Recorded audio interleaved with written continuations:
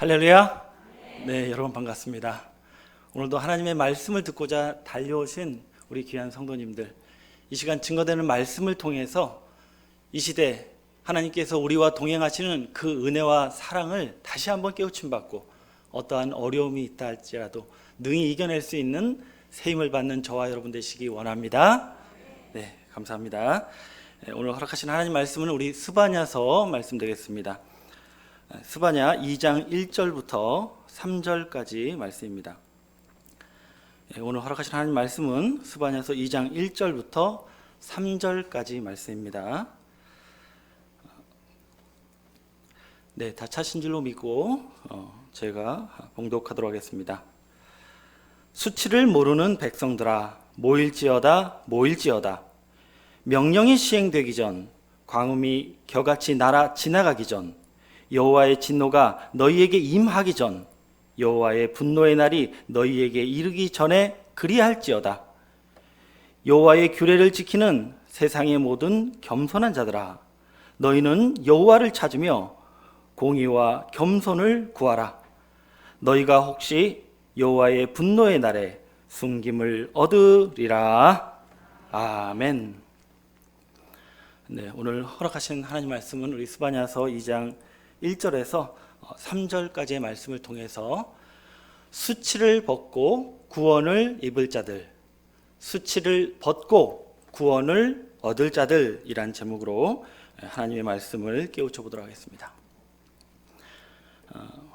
오늘 우리가 함께 보신 이 스바냐서의 말씀은 주전 640년경에, 그러니까 지금으로부터 약 2600년 전에 하나님께서 유다의 왕족 출신이었던 이 스바냐라는 선지자에게 주신 예언의 말씀을 기록하고 있습니다. 이 스바냐 선지자가 언제 활동한 선지자냐? 바로 남유다국 말기에 아주 주요한 왕으로 등장하는 이 요시야 왕이 성장할 무렵부터 활동을 한 선지자로 알려져 있습니다. 그래서 이 요시야 왕이 이 왕위에 등극해서 하나님을 위하여 대대적인 종교 개혁을 일으키는데, 그 종교 개혁을 일으킬 수 있도록 지도하고 협력했던 선지자가 바로 이 스바냐 선지자라고 성경은 기록하고 있습니다. 그러면 당시에 하나님께서 이 스바냐 선지자를 통해서 유다 백성들에게 전하고자 하신 그 주요 메시지는 무엇이냐? 우리 스바냐서 1장 7절 말씀을 통해서 스바냐서에 담겨져 있는 하나님의 주된 메시지가 무엇인지 확인해 보겠습니다. 우리 스바냐서 1장 7절입니다. 주 여호와 앞에서 잠잠할지어다. 이는 여호와의 날이 가까웠으므로 여호와가 희생을 준비하고 그 청할 자를 구별하였음이니라 라고 말씀하고 있습니다. 자, 이 말씀에서 보시면 이제 모든 유다 백성들아, 입을 다물고 잘 들어라. 왜냐하면 이제 여호와의 날이 가까웠기 때문이다. 이제 곧 여호와의 날이라고 명명한 날이 너희에게 임하게 될 것이다 라고 말씀하고 있습니다. 그럼 여기서 말씀하고 있는 여호와의 날에 무슨 일이 벌어지느냐? 우리 7절 하반절 말씀해 보시면 여호와가 희생을 준비하고 그 청할 자를 구별하였음이니라 라고 말씀하고 있습니다. 자, 이 말씀은 하나님께서 이제 제물을 준비하셨고 또한 이 제물을 먹을 자도 준비하셨다라고 말씀하고 있습니다. 이것은 사실 비유의 말씀이고요. 실상적인 내용을 말씀드리면 하나님께서 이제 유다와 예루살렘을 제물이 되게 하셨고 그 제물을 먹고 삼키는 자로 바벨론을 불러들여서 바로 유다와 예루살렘을 심판하실 것을 선포한 말씀이라고 성경은 기록하고 있습니다.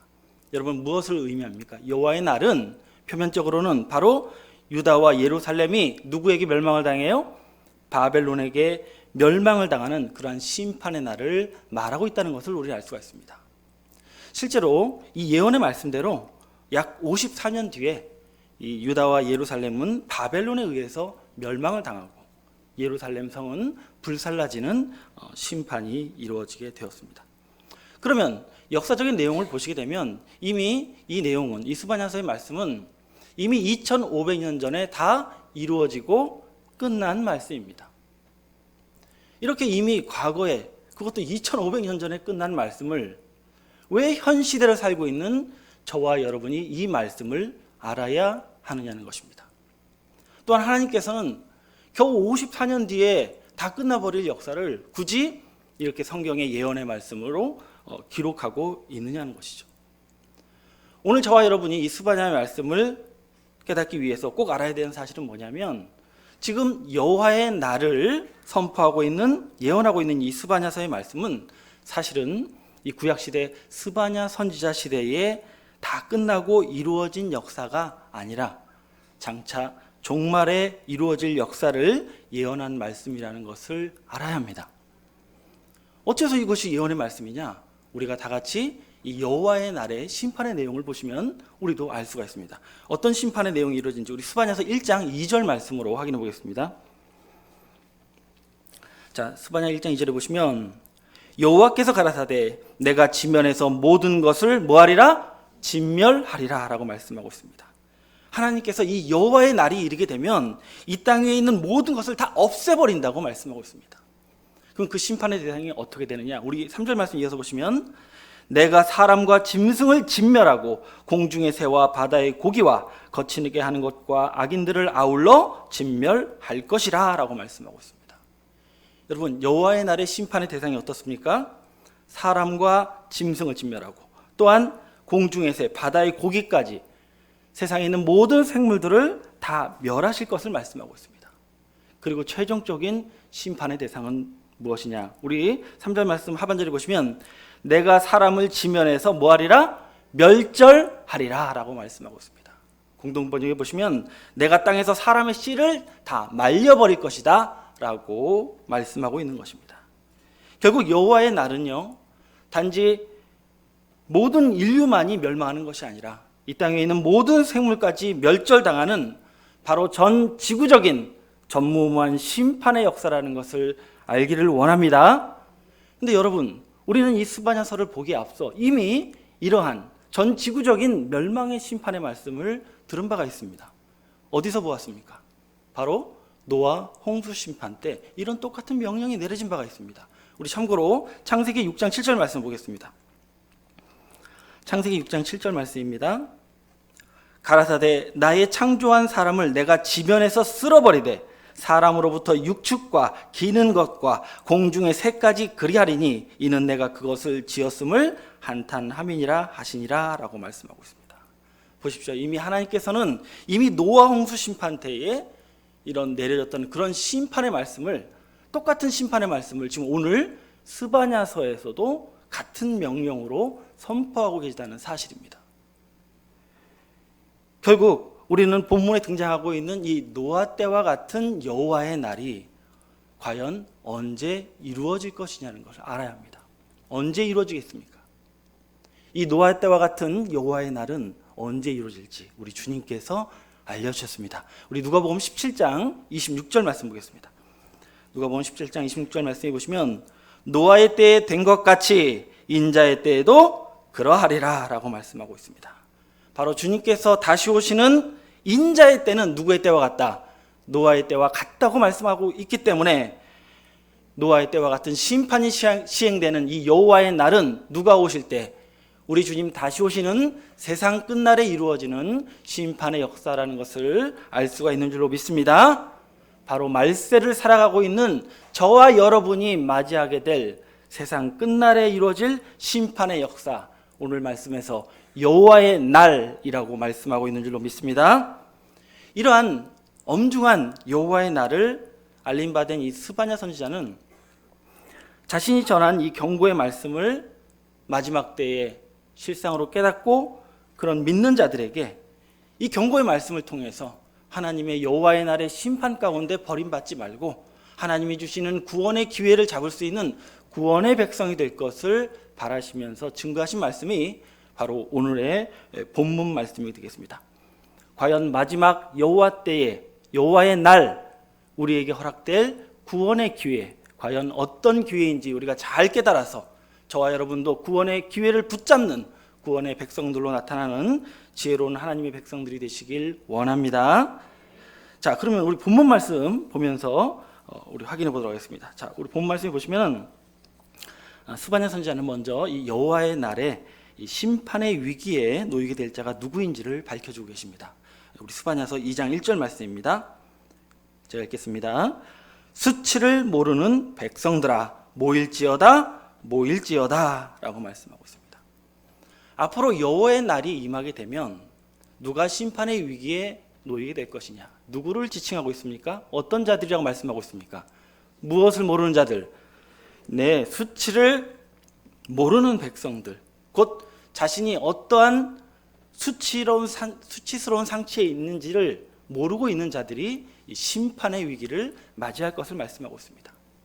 이것은 단지 이 부끄러운 상태에 있는 정도에 머물러 있는 것이 아니라 자신이 뭐가 부끄러운지 그 사실 자체를 아예 모르고 있는 자들이 이 여호와의 날에 심판의 대상이 될 것을 말씀하고 있는 것입니다. 마치 벌거벗고 있으면서도 내가 뭐가 부끄러운지를 모르고 그냥 돌아다니는 그러한 상태의 사람, 그런 자들에게 너희는 모이라 라고 말씀하고 있습니다. 그러면 왜 이 수치를 모르는 백성들을 모이라고 말씀하고 있느냐? 우리 스바냐서 2장 2절 말씀 보겠습니다.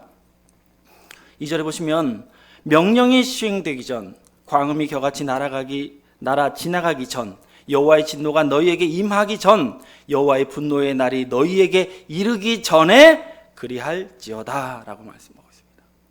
하나님의 분노의 날, 진노의 심판의 날이 이르기 전에, 아직 시간이 있을 때에 너희가 마지막 구원을 얻기 위해서 너희의 수치가 무엇인지 깨닫고 너희의 수치를 벗겨줄 수 있는 그러한 곳으로 모이라 라고 말씀하고 있는 것입니다. 여러분, 여기서 말씀하고 있는 모일지어다 라는 말은 그 원문에 보면 찾는다는 말과 모인다는 말이 함축된 말입니다. 결국 너희는 모일지어다 라는 것은 무슨 뜻이겠습니까? 너희는 너희의 수치를 벗을 수 있는 곳을 어떻게 해서 찾아서 모이라, 그래야 너희가 살지어다 라고 말씀하고 있다는 것을 알기를 원합니다.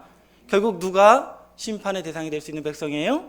무엇을 모르는 자들, 수치를 모르는 백성들입니다.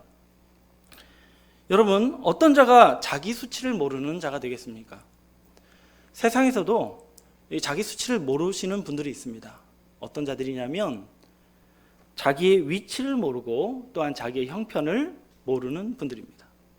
예를 들어 말씀드리면 어떤 학생이 있는데 매일 전교에서 꼴찌를 하면서도 자기가 뭐가 부끄러운지를 알지 못해서 한결같이 놀러만 다니는 그런 학생이 있다면 무엇을 모르는 학생입니까? 수치를 모르는 학생입니다. 소위 하나님을 믿고 예수님을 믿어 천국 가는 소망으로 신앙한다고 말하면서도 정작 성경을 몰라서 내가 언제 천국에 가는지, 내가 어떻게 해야 천국에 갈 수 있는지조차도 알지 못하고 교회만 왔다 갔다 하는 그런 신앙을 한다면 그게 어떻게 올바른 신앙이라고 할 수 있겠습니까?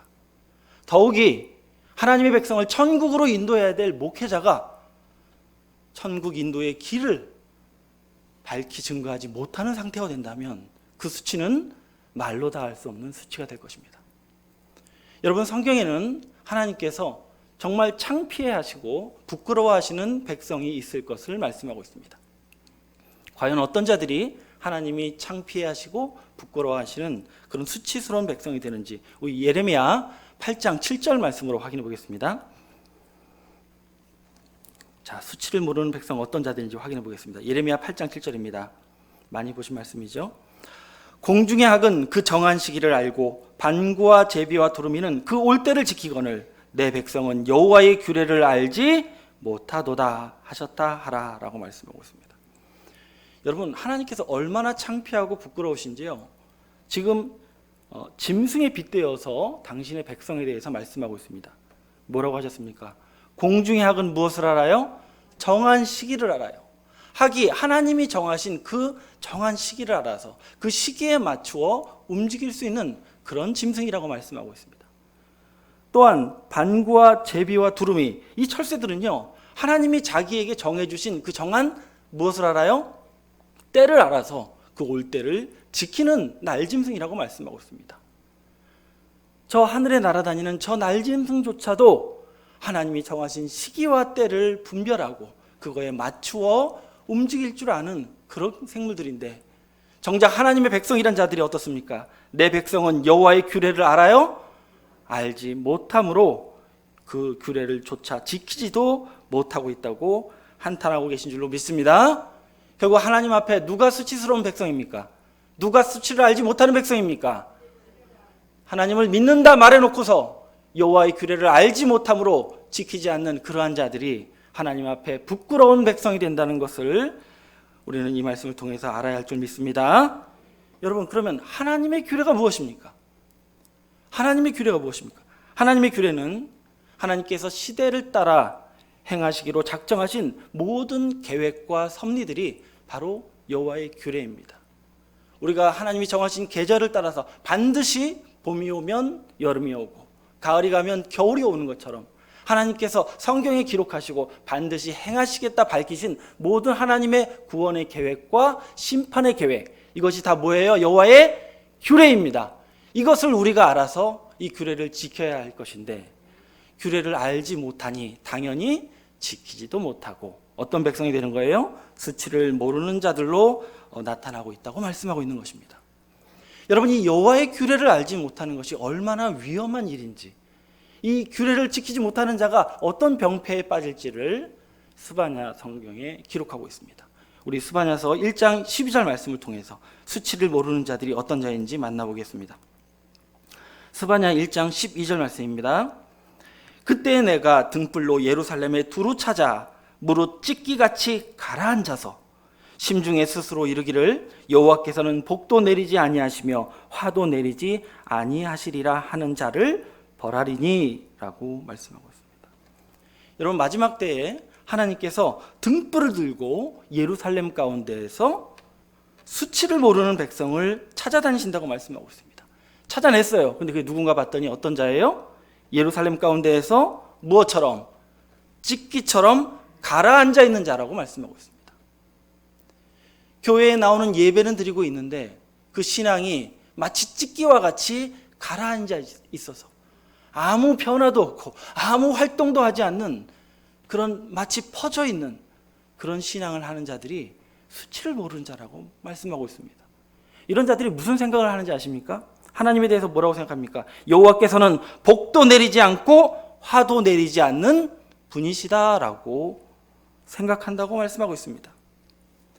지금까지 내가 하나님 믿고 예수님 믿어왔는데 뭐 남들보다 세상 사람보다 복 받은 것도 없고 또 이 신앙이라는 거 내가 대충 그냥 그렇게 허술하게 해도 내가 경험상 화도 받지 않는 걸 보니 하나님은 내게 복도 내리지 않고 뭐도 내리잖아요? 화도 내리지 않는 아무 영향력이 없는, 있어도 그만 없어도 그만인 그러한 신으로 치부한다고 말씀하고 있습니다.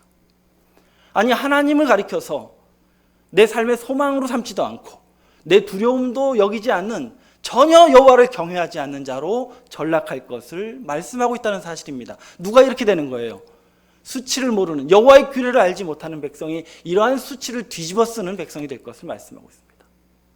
이렇게 하나님을 마치 능력 없는 남편 취급하는 이 백성들이요, 결국은 다른 남편을 찾아갑니다. 누구를 찾아가느냐? 우리 스바냐서 1장 5절 말씀 보겠습니다. 이 수치를 모르는 백성들이 어떤 행동을 하는지 보겠습니다. 스바냐 1장 5절에 보시면 무릇 지붕에서 하늘의 1월 성신에게 경배하며 여호와께 맹세하면서 말감을 가리켜 맹세하는 자와, 6절입니다. 여호와를 배반하고 쫓지 아니하는 자와 여호와를 찾지도 아니하며 구하지도 아니하는 자를 멸절하리라 라고 말씀하고 있습니다. 하나님이 발견하신 이 수치를 모르는 자들, 그들 입장에서 하나님이 별 영향력이 없기 때문에 굳이 찾지도 않고 구하지도 않는다고 말씀하고 있습니다. 그럼 누굴 찾느냐? 누굴 찾는다고 말씀하고 있습니까? 1월 성신에게 경배하며 말감을 가리켜 맹세한다고 말씀하고 있습니다. 정작 이 수치를 모르는 백성들이 찾아가는 것은 바로 1월 성신과 말감과 같은 우상을 쫓을 것을 말씀하고 있습니다. 이 1월 성신, 말감, 어떤 우상입니까? 바로 이 땅에 살고 있는 이 세상 이방인들이 편만하게 섬기고 있는 재물과 물질을 더하여 주는 우상신입니다. 결국 하나님의 백성이란 자들이 여호와의 율례를 알지 못하면 어떤 자들로 전락하느냐? 하나님도 섬기면서 더불어 재물을 쫓아가고 돈을 쫓아 살아가는, 하나님과 재물을 겸하여 섬기는 그런 우상 숭배자로 전락할 것을 성경은 말씀하고 있는 줄로 믿습니다. 여러분, 예수님께서는 절대 이런 신앙을 하지 않을 것을 이미 우리에게 경고하고 계십니다. 우리 누가복음 16장 13절 말씀해 보시면 예수님께서 이런 말씀하셨습니다. 누가복음 16장 13절입니다. 집 하인이 두 주인을 섬길 수 있어요? 없습니다. 없나니 혹 이를 미워하고 저를 사랑하거나 혹 이를 중히 여기고 저를 경히 여길 것임이라. 너희가 하나님과 재물을 겸하여 섬길 수 없느니라 라고 말씀하고 있습니다. 이렇게 예수님께서 하나님과 재물을 절대 겸하여 섬길 수 없다고 경고하셨음에도 불구하고 아닙니다, 저희는 할 수 있습니다, 고집을 피우면서 하나님의 진노를 일으키는 이 수치를 모르는 백성들 때문에 종말에 무슨 날이 오는 거예요? 여호와의 날이 임하고 심판이 이루어질 수밖에 없다는 사실을 깨닫기를 원합니다. 그러나 이런 자들만 있는 것이 아니라, 이렇게 하나님을 진노케 하고 수치를 모르는 백성만 있는 것이 아니라, 오늘 본문 말씀에 너희는 모일지어다 라고 말씀하신 이 말씀에 순종해서 수치를 벗을 수 있는 곳에 모여서 자신들의 수치를 벗고 구원을 덧입을 백성이 있을 것을 성경은 약속하고 있습니다. 자, 과연 여호와의 날 하나님의 보호 아래 구원의 백성으로 나타날 자 누구인지 확인해 보겠습니다. 우리 스바냐서 2장 3절 말씀 보겠습니다. 스바냐 2장 3절입니다. 여호와의 규례를 지키는 세상의 모든 겸손한 자들아, 너희는 여호와를 찾으며 공의와 겸손을 구하라. 너희가 혹시 여호와의 분노의 날에 숨김을 얻으리라 라고 말씀하고 있습니다. 앞서 설명드린 것처럼 여호와의 규례를 알지 못함으로 수치를 모르는 그런 백성들이 되는 것이 아니라 도리어 여호와의 규례를 깨달아서 지킴으로 하나님 앞에 그 규례를 지켜내는 백성이 있을 것을 약속하고 있습니다. 그럼 이런 자들이 무슨 축복이 예비되어 있느냐? 우리 3절 하반절 다시 보시면 너희가 혹시 여호와의 분노의 날에 무엇을 얻으리라? 숨김을 얻으리라 라고 말씀하고 있습니다. 여기서 말씀하고 있는 너희가 혹시라는 표현은 너희만은 반드시라는 뜻입니다. 그럼 무슨 말이 됩니까? 너희만은 반드시 여호와의 분노의 날에 무엇을 얻습니까? 숨김을 얻고 보호하심을 받음으로 말미암아 구원을 받게 될 것을 약속하고 있는 줄로 믿습니다. 그럼 중요한 것은 지금 여호와의 날에 숨김을 받는 이 여호와의 규례를 지키는 자들은 도대체 어떻게 이 수치를 모르는 그 상태에서 벗어나서 수치를 벗고 여호와의 규례를 지키는 백성으로 변화될 수 있었느냐는 것입니다. 우리도 이것을 알아야 수치를 벗고 여호와의 규례를 지키는 그러한 백성이 되지 않겠습니까? 그래서 이제부터는 하나님께서 작정하고 계신 우리의 수치를 벗겨주시고 우리로 하여금 여호와의 규례를 지키는 백성으로 하시는 하나님의 작정된 구원의 섭리가 무엇인지 확인해 보겠습니다. 우리 구원의 말씀을 확인해 보겠습니다. 우리 에스겔서 11장 말씀으로 보도록 하겠습니다. 에스겔서 11장 17절 말씀입니다.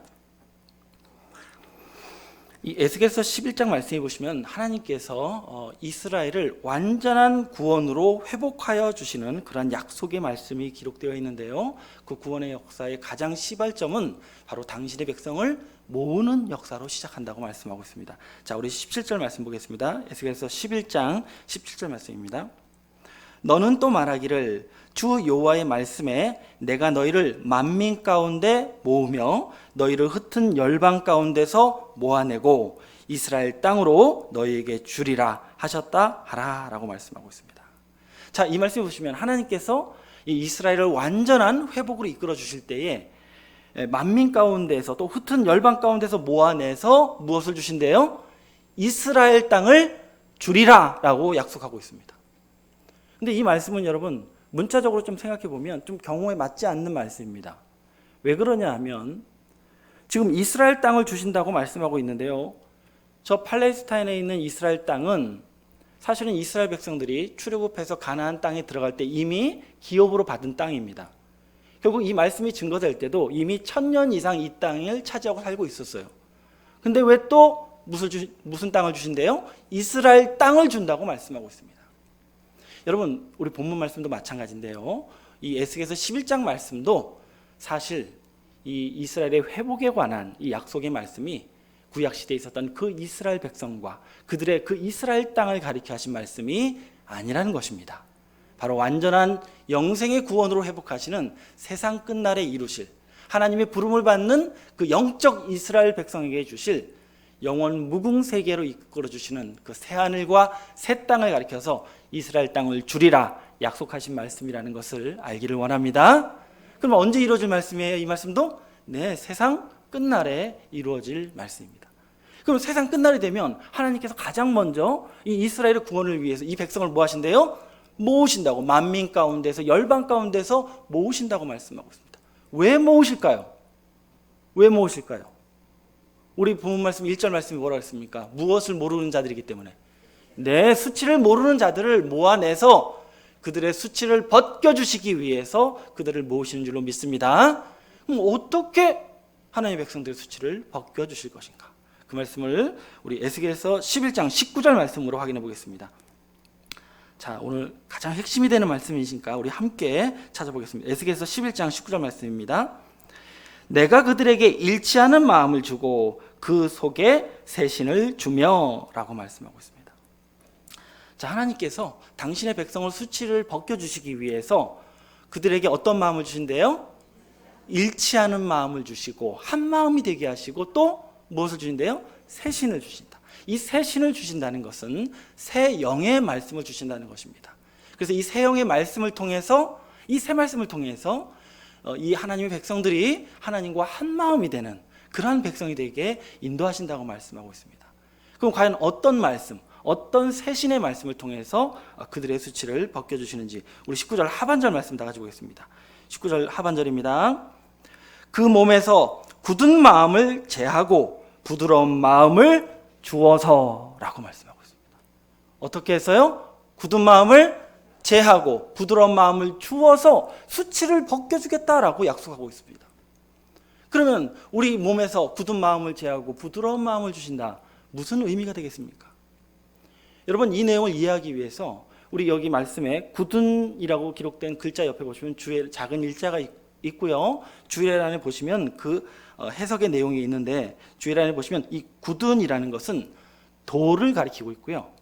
여기서 부드러운이라고 말하고 있는 것은 고기를 말하고 있습니다. 그러니까 이게 먹는 고기가 아니라 사람의 살아있는 살, 이것을 지금 고기라고 표현하고 있습니다. 결국 부드러운 마음, 이 굳은 마음을 제하고 부드러운 마음을 주신다는 것은 다시 말해서 돌 마음을 제하고 살아 숨쉬는 그 살과 같은 마음을 주셔서 우리의 수치를 벗겨주신다고 말씀하고 있습니다. 그럼 과연 지금까지 하나님의 수치를 모르는 이 백성들이 그 중심에 가지고 있었던 돌 마음은 도대체 무엇입니까?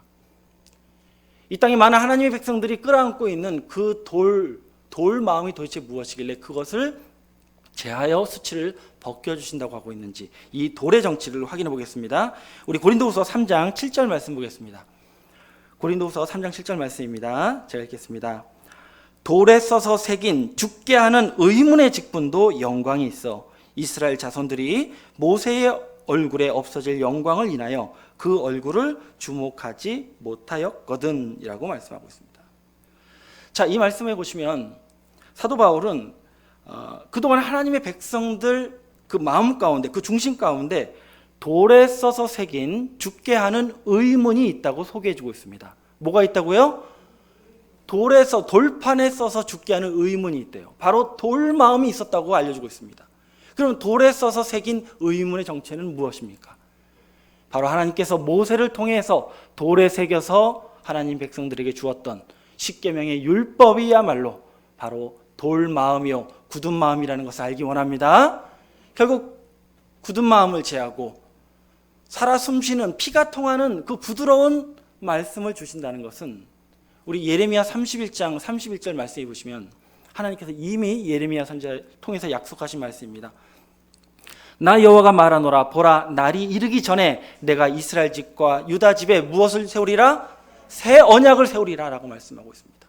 바로 먼저 주셨던 첫 언약이었던 그 율법의 계명의 율법은 제해버리고 이제 새 언약을 세움으로 말미암아 내 백성의 수치를 벗겨주겠다고 약속하신 말씀이 이렇게 응하게 될 것을 성경은 알려주고 계신 줄로 믿습니다. 그러면 여기서 새 언약을 통해서 우리가 계명의 율법을 제한받는 것이 왜 수치를 벗기는 일이 되는 것인가?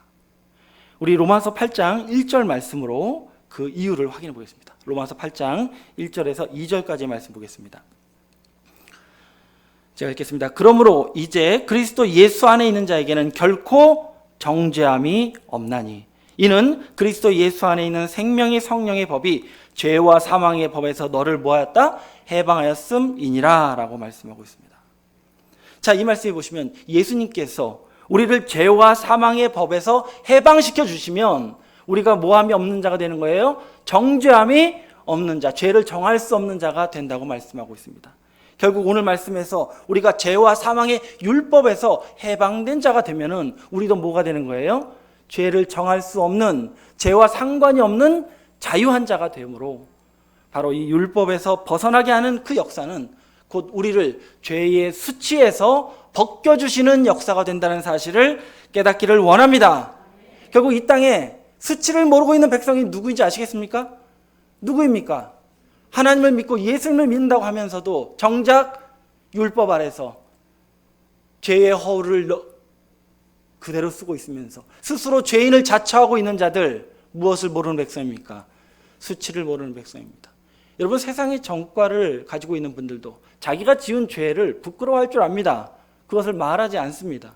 그런데 하나님의 백성이란 자들이 그리스도께서 십자가를 지시고 율법에서 해방시키심을 알지 못함으로 여전히 죄를 뒤집어 쓰고 있는 그 자체가 무엇입니까? 수치를 벗지 못하는 자가 된 모습이라는 것을 알기를 원합니다. 그러나 이러한 수치에 빠지지 않고 율법에서 벗어나 죄의 수치를 벗은 자들 어떤 축복을 누리느냐? 우리 에스겔서 11장 20절 말씀 위에서 보겠습니다. 에스겔서 11장 20절 말씀해 보시면 이 죄의 수치를 벗어난 자들이 어떤 일을 하느냐? 20절입니다. 내 율례를 쫓으며 내 규례를 지켜 뭐하게 하리니? 행하게 하리니 라고 말씀하고 있습니다. 결국 이 굳은 마음, 돌 마음, 이 율법에서 해방된 자들이 하나님의 율례를 지키며 그 규례를 행하는 자가 된다고 말씀하고 있기 때문에 장차 율법에서 해방된 자들만이 바로 여호와의 날에 숨김을 받는, 수치를 벗고 하나님의 율례와 규례를 지키는 그러한 구원의 백성으로 나타날 것을 성경은 약속하고 있는 줄로 믿습니다. 그러면 지금 율례와 규례를 지키는 백성이라고 말씀하고 있는데 이 수치를 벗어난 자들이 종말에 지키게 될 여호와의 규례는 무엇이 되겠습니까? 여호와의 규례는 앞서 말씀드린 대로 하나님께서 시대를 따라 반드시 이루고 행하신 그러한 구원과 모든 섭리의 말씀입니다. 간단히 말씀드려서 성경에 기록되어 있는 모든 구원의 계획, 심판의 계획, 이것이 다 누구의 규례예요? 여호와의 규례입니다. 그러면 말세에 우리 하나님의 백성들이 반드시 알아서 지켜야 될 여호와의 규례는 무엇이겠습니까? 우리 이 시대에 맞는 여호와의 규례가 무엇이 되겠습니까? 바로 말세에 하나님의 구원의 계획과 또한 심판의 계획을 자세하게 밝히고 계신 바로 계시록의 말씀이야말로 우리가 알아 지켜야 될 여호와의 규례인 줄로 믿습니다. 그런데 분명히 말씀에서 뭐라고 했습니까? 이 율법에서 벗어난 자들이 여호와의 규례를 지킬 것이라고 말씀하고 있습니다. 이 말씀은 곧 무엇입니까? 바로 우리를 율법에서 벗어나게 하시는 이 새 언약의 말씀이 선포되는 그곳에서 우리가 지켜야 될 여호와의 규례, 계시록의 말씀을 실상으로 깨닫는 역사가 나타날 것을 성경은 미리 우리에게 알려주고 계시는 줄로 믿습니다. 여러분, 그러면 결국 오늘 본문 말씀대로 여호와의 날에 숨김을 얻기로 약속되어 있는 이 수치를 벗고 여호와의 규례를 지키게 될 자들, 과연 누구를 가리켜 하시는 말씀이겠습니까? 누구를 두고 하신 말씀이겠습니까? 바로 이 단상에서 증거된 새 언약의 말씀을 통해서 율법에서 해방받고 자유한 자가 되어서 마지막 날 하나님의 백성이 지켜야 될 이 여호와의 규례, 계시록의 말씀을 시간마다 실상으로 깨닫고 지켜야 할 바를 깨닫고 있는 바로 저와 여러분들이 이 여호와의 규례를 지키는 겸손한 자들로 부름을 받은 자들이라는 사실을 깨닫기를 원합니다. 얼마나 감사한 일입니까? 이것이 가능한 것은 이미 우리가 어디로 부름을 받은 거예요? 무엇을 벗을 수 있는 곳?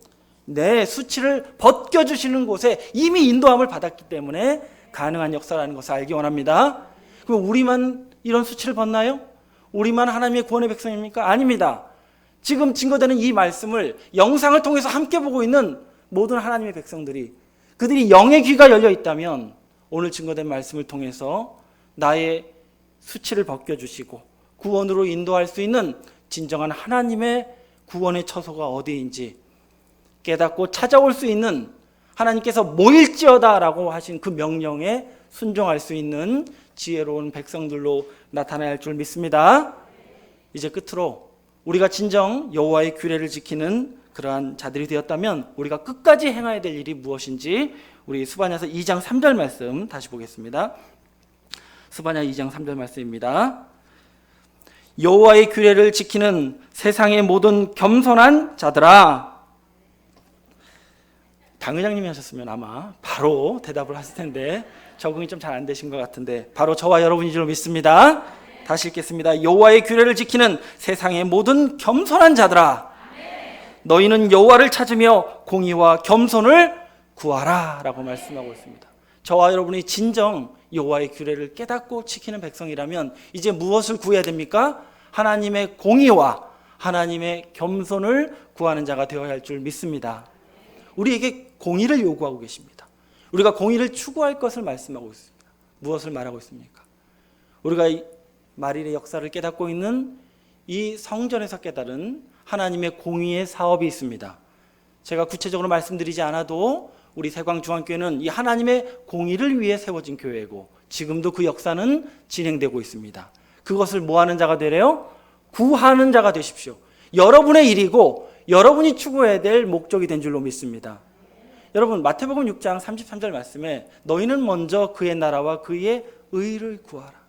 너무나 상투적이고 원론적인 말씀처럼 들리시겠지만 여러분, 진리입니다. 이 공의를 구하는 자만이 이 공의의 섭리에 끝까지 동참하는 자가 된다는 것을 명심하시기 원합니다. 여러분이 아침에 눈을 떠서 생각하는 일이 내가 또 세상에서 먹고 살 걱정이 아니라 하나님이 나에게 깨우쳐 주신 공의의 사업을 내가 어떻게 기여할 것이며 무엇을 해야 될지를 생각하게 하시는 그 염려와 그 기도가 바로 우리로 하여금 공의를 구하는 백성으로 인도하는 그러한 삶이 된다는 것을 알기 원합니다. 사명자 혼자 하는 공의의 사업이 아닙니다. 그의 지체들이 함께 더불어 이루어내는 역사가 진정한 공의의 사업이 될 줄로 믿습니다. 기독청이라는 대명제를 이미 우리에게 던져주셨습니다. 여러분, 알아서 하십시오. 여러분들이 힘이 적으면 적은 대로, 많으면 많은 대로 여러분 진심으로 여러분의 수치를 벗겨주신 이 공의의 현장에 여러분의 것을 헌신할 수 있는 지혜로운 공의를 구하는 백성들로만 발견되기를 원합니다. 또한 여호와의 겸손을 구하라고 말씀하고 있습니다. 겸손하라고 하니까 스스로 낮추고 예의를 갖추라 이런 말씀입니까? 여러분, 여기서 요구하시는 겸손은 우리가 하나님을 향한 겸손을 요구하고 계십니다. 이렇게 우리의 수치를 벗겨주시고 규례를 지킬 수 있는 이 구원의 그늘 안으로 불러주신 이 은혜와 사랑에 감사할 줄 알고 그 사랑에 늘 보답하고자 힘쓰는 그러한 겸손이 우리 안에 있기를 원합니다. 우리에게 무슨 자격이 있었습니까? 우리가 뭐 잘한 게 있었습니까? 그런데 아무 대가 없이 우리를 이 수치를 벗을 수 있는 은혜로 불러주셨습니다. 이게 너무나 감사하고 고마워서 정말 세상 따위는 절대 뒤돌아보지 않는, 이제 하나님이 주신 것만 붙잡고 그것만 소망하는 그러한 겸손한 삶, 이제 우리의 삶이 되어야 할 줄로 믿습니다. 실제로 이런 분들은 절대 교만하지 않습니다. 자기를 알거든요. 하나님의 은혜를 또 알거든요. 우리 절대로 좀 말씀 좀 알았다고, 내가 신앙 좀 오래 했다고 함부로 남을 업신여기거나 하나님의 말씀을 영광을 드러내지 못하는 그런 교만이 우리 안에는 없기를 원합니다. 여러분, 우리는 정말 수치를 모르는 백성이었습니다.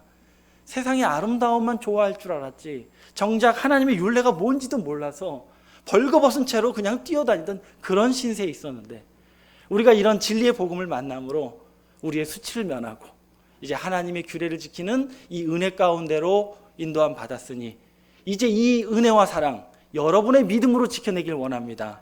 여러분의 행동으로 보여주시기 바랍니다. 내가 이 섭리를 얼마나 사랑하는지, 내가 이 은혜를 얼마나 기뻐하는지 여러분 삶 속에서 이루어내시는 저와 여러분이 되시기 원합니다.